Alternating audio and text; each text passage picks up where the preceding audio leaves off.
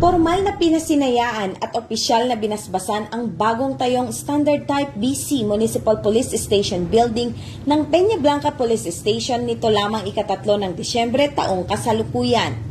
Ang proyektong ito ay bahagi ng patuloy na modernisasyon ng infrastruktura ng PNP upang mas mapalakas ang kakayahan at serbisyo nito sa publiko.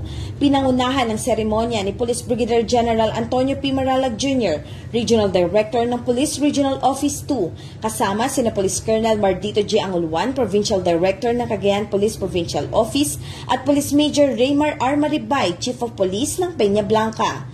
Dinaluhan din ito ng mga miyembro ng lokal na pamahalaan ng Peña Blanca sa pamumuno ni Honorable Marilyn J. Taguinod, Municipal Mayor, iba't ibang stakeholders at mga kinatawan ng komunidad na nagpaabot ng kanilang suporta sa pagpapatayo ng bagong gusali.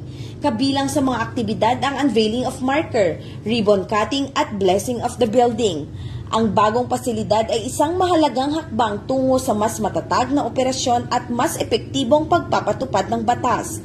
Ang proyektong ito na katuwang ang LGU at iba pang mga sektor ay nagsisilbing simbolo ng pagkakaisa ng pamahalaan at komunidad para sa isang mas ligtas, mas maayos at mas progresibong bagong Pilipinas alinsunod sa adhikain ng pambansang pulisya na magbigay ng modernong, maaasahan at makataong serbisyo publiko.